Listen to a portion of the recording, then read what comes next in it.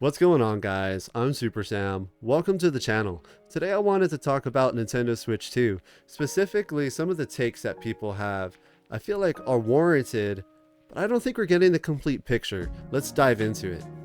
And we're about 4 days away from the midnight launch of Nintendo Switch 2, and I want to talk about some of the context and realities that I feel like people aren't talking about when they talk about the downsides or breaking news about Nintendo Switch 2. I want to go ahead and first shout out Dreamcast Guy on YouTube, whose recent coverage of the Nintendo Switch 2 sparked a lot of the ideas I want to discuss. I encourage you to go check out his videos. That way you can get the full context of the discussion I want to have today. So let's hop into our first topic about specs. When it comes to the specs around Nintendo Switch 2, I feel like people don't give it enough credit. I challenge anybody that finds the performance of Nintendo Switch 2 to be underwhelming to build a $450 gaming setup. The keyboard, monitor, PC, everything. Do it at that price point with the performance that the Nintendo Switch 2 is projected to offer. Doing that with brand new components I imagine would be pretty difficult. Now take that and let's say you do it. Get your $450 setup, hold it in your two hands and go on a walk and play Cyberpunk at the performance that the Nintendo Switch 2 is promising. I think it would be pretty difficult, but that's just me. I see a lot of discussion about how the Nintendo Switch 2 is lacking in certain departments over other console experiences in the market right now. And I first want to start that by saying, compared to Nintendo Switch 1, Nintendo Switch 2 was a huge upgrade. And I think that for people that enjoy Nintendo Switch 1 and aren't really in the other markets, aren't really in PlayStation or Xbox or in the PC gaming handheld market, I feel like the performance upgrade that Nintendo Switch 2 offers is going to be pretty compelling to them, even if the price is a lot higher than the Nintendo Switch 1 is. People talking about the lack of the OLED screen, shorter battery life, and the lack of variable refresh rate in docked mode on the Switch 2 being a deal breaker for them. And I just don't super understand that sentiment. I mean, realistically, like if there was an OLED screen, the price would be higher. It'd be $500 instead of the $450. Not that $450 isn't already a lot of money, but it's just something to consider. And when it comes to like the shorter battery life, it's not any worse than any of the other PC handhelds in the market right now currently. Realistically, you're probably going to get a lot more battery life out of Switch 2 than a Steam Deck or an ROG Ally. And I'm sorry, Dreamcast Guy, but I just have to say this. Complaining about the battery life on Nintendo Switch 2 not being as much as like the Switch Lite or the original Switch or Switch OLED, I think it's just crazy, like complaining about that. I think it's crazy because like I was saying before, the performance that we're getting on Nintendo Switch 2 compared to this original series of Switches, I think it's just a pretty substantial jump. And I think the experience is going to be pretty awesome. And let's just talk about the variable refresh rate thing. Most consumers aren't going to care. Most consumers that are going to be looking at Nintendo Switch 2 probably don't even know what it is. And most people probably don't have a TV that supports it.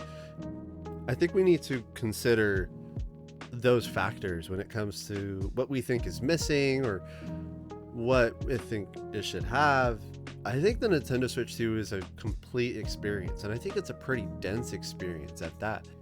I understand like that those things can be a deal breaker for some people, and to those people, I say, just try and keep an open mind, because I think the Nintendo Switch 2 is going to be a pretty good experience, but that's up to you.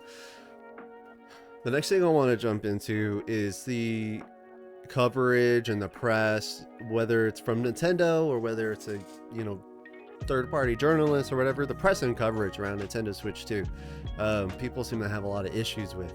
I think like a week ago, Nintendo came out and said they confirmed that variable refresh rate was not going to be in docked mode, and people came out, Dreamcast Guy included, came out and said that Nintendo lied to us. And I feel like that's putting words in Nintendo's mouth, because we saw the launch trailer, the initial trailer, on April 2nd, and initially the website said variable refresh rate, but it was promptly taken down.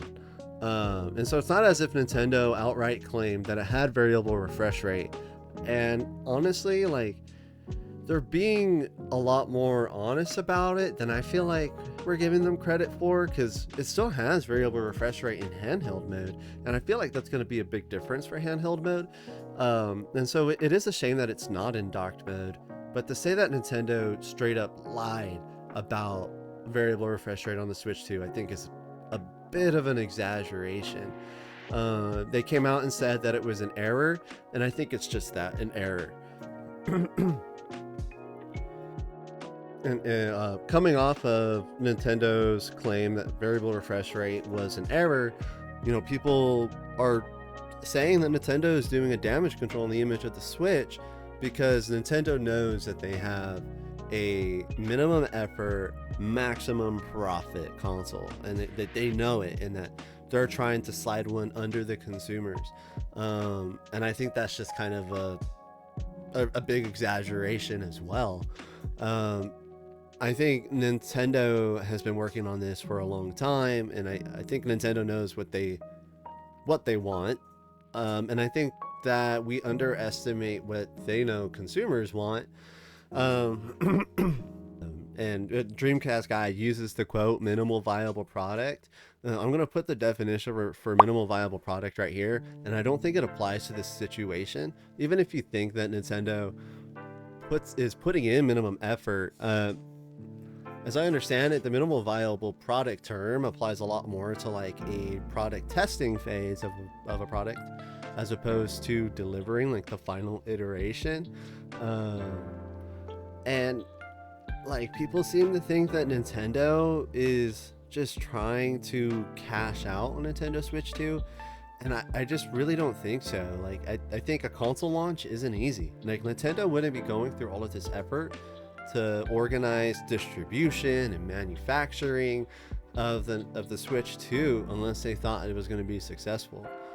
Based off some reports, it maybe seems like Nintendo anticipates a less impactful launch than the Nintendo Switch 1. And when it comes to the profit for Nintendo on Nintendo Switch 2, I think it's been said that, or at least what Nintendo claimed at a shareholder meeting, was that their profit on the Nintendo Switch 2 is rather slim. And I think that's the case for most hardware nowadays. And so, jumping back to the specs, I think we should value more the price that we're getting for the hardware and the experience that we're getting. Nintendo could have charged us more. They could have made their margin a lot larger. And like, really, I just don't think the $450 price tag is that bad.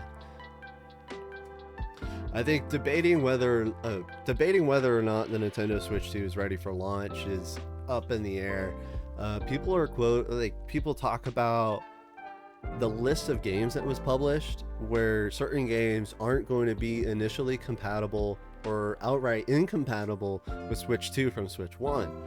And there certainly is a role that Nintendo has in that, in terms of what resources they provide to outside developers for developing for Switch 2. It seems like that a lot of outside developers haven't gotten what they need to develop their games for Switch 2, or adapt them, or whatnot, to make them compatible until pretty recently, given the size and the types of games that aren't going to be compatible at launch. A lot of people are pointing to this, saying that this is a deal breaker for them. Like, this is the thing that makes Nintendo Switch fail, or makes it like clearly a cash grab, clearly like a rushed, unfinished product. And I just don't really see the logic in that. Like, certainly Nintendo could have provided resources, but ultimately it would be up to the developers in terms of how much resources they're putting towards making their games compatible for Switch 2. That brings me to the keycard situation, where Nintendo's only manufacturing the 64 gig cart, and they're not and the alternative is the key card, where the game's effectively digital, but you need the card to verify that you own the game in order to play the game. So you still need a card, um, which certainly isn't a great thing.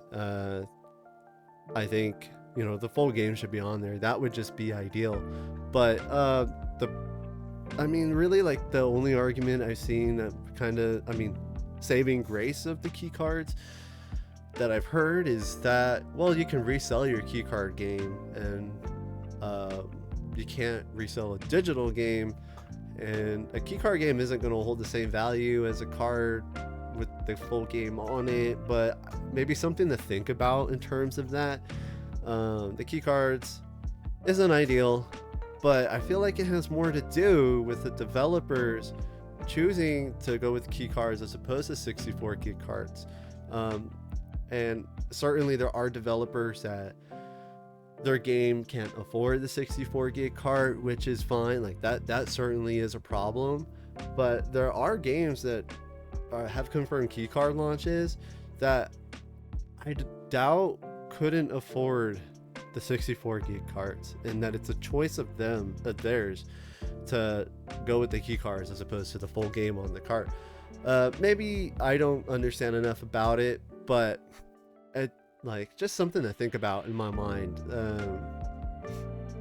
I think a lot of people are pointing to things that are really ultimately the developer's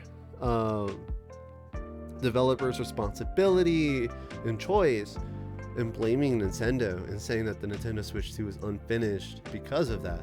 And like I've said, there's certainly a role Nintendo plays in that, in what the resources they provide. But maybe something to think about in terms of that. I think I might have brought up the EULA agreement in the last clip there, but if I didn't, I don't think Nintendo is going to be breaking anybody's console, at least not in as widespread as people like Dreamcast guy seem to think, where he's saying like, oh, people are going to be playing like their legitimate game and that their console's going to be bricked. I'm like, whoa. Let's like wait and see how hard or how much Nintendo enforces this EULA agreement, or if it's just like a fine print writing to cover their butts. Because we've certainly seen that type of thing before, where even like the inability to do a class action lawsuit, it matters. It takes rights away from the consumer. It takes power, it takes ownership of something away from the consumer when we do things like that. But those things are only as bad as a company's willingness to uphold them. And it's like I was saying before, likely more of a cover their butt move, as opposed to they're going to enact active warfare against like modders or hackers or that type of thing. I don't think it's going to be as widespread as people act like it will be. I think people are exaggerating on that point. And it kind of just comes down to this. I'm not exactly sure how like coherent this all is going to be, but I hope I'm getting some of my ideas across in terms of like what it means to like add context to some of these things that people are mad about. Maybe you disagree with me, and if that's the case, go and let me know in the comments below. But I don't think I'm too far off the mark here in terms of just trying to bring some new ideas or context to the situation. What I think the bottom line of all of this is, like, whether you're on board with the anti-consumer practices that Nintendo carries, or whether you think the Nintendo Switch 2 is going to be a good value, or whether it's going to perform good, whether it's good at all, whether you buy one or not, I think the bottom line in terms of talking about what the success of the Nintendo Switch 2 will look like, if it will be successful, is what the experience will be for the consumer. Like that's really what it's all about. What these things, like all these gripes that people have, it comes down to what the experience will be for the consumer. And we have to think about the majority of consumers. And I think a lot of the people that are talking out about this, while I understand, it's what it means to you, and so that's what you're going to talk about. But like the gamers or the gaming crowd are the ones that I think are speaking up a lot about Nintendo Switch 2. And I think that the majority of the consumers for Nintendo Switch 2 Nintendo Switch 2 are not these people.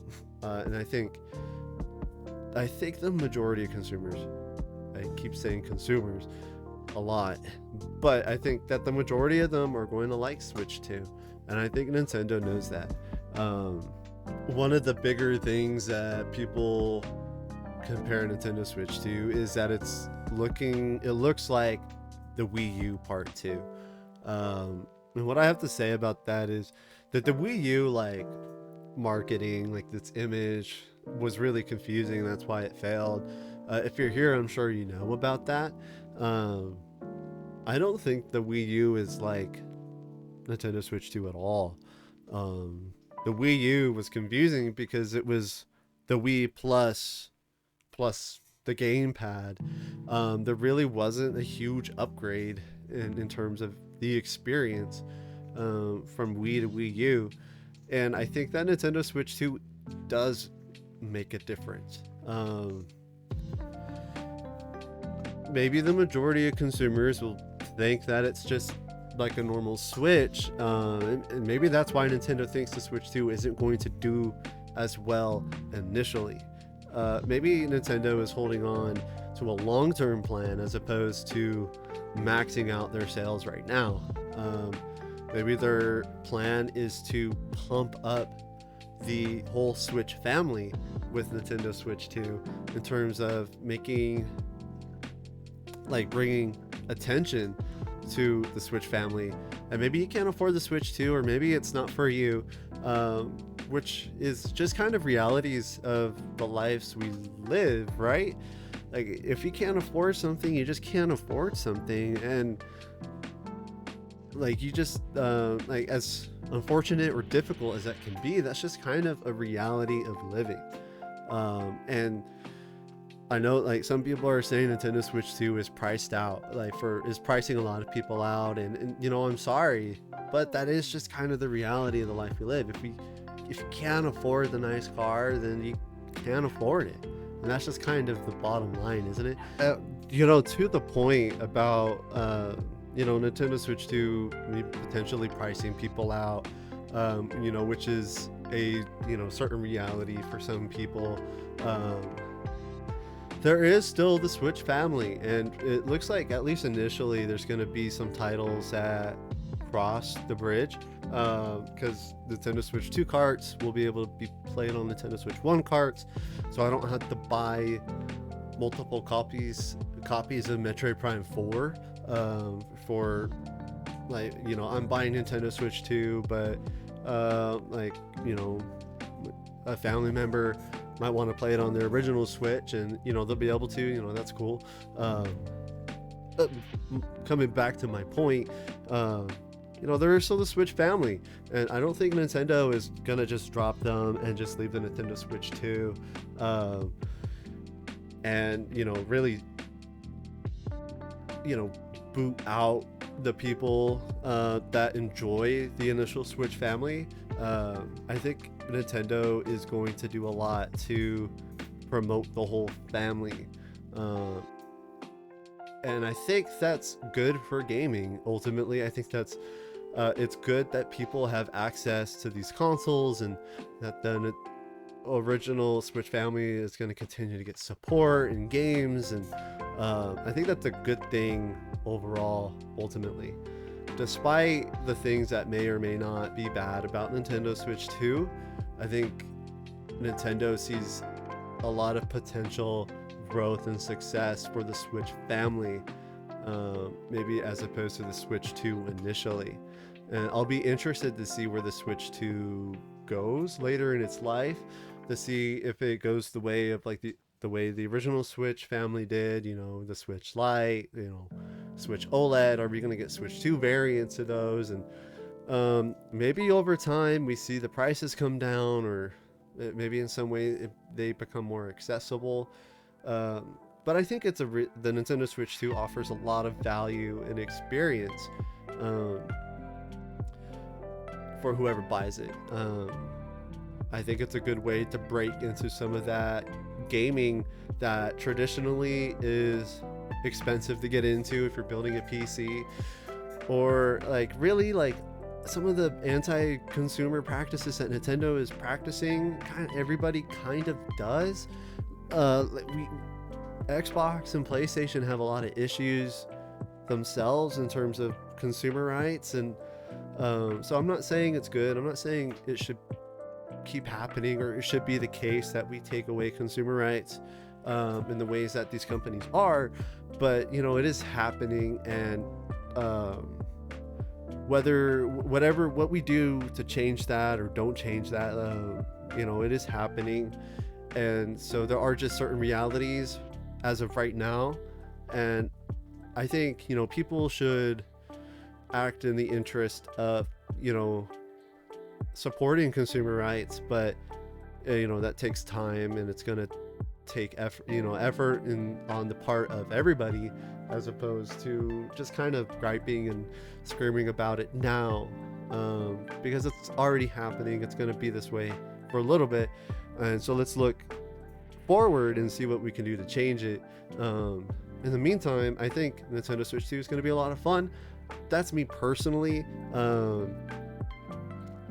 I want to again give a shout out to Dreamcast Guy for his videos that sparked this discussion, and I hope that my points were coherent. I'm not in my first video in a while, and so I'm hoping that this is something that resonates with people, and maybe I at the very least just provoke some thoughts in your mind in terms of Switch 2. That being said, guys, I want to thank you for watching. If you got this far in the video, go ahead and let me know what you think in the comments below.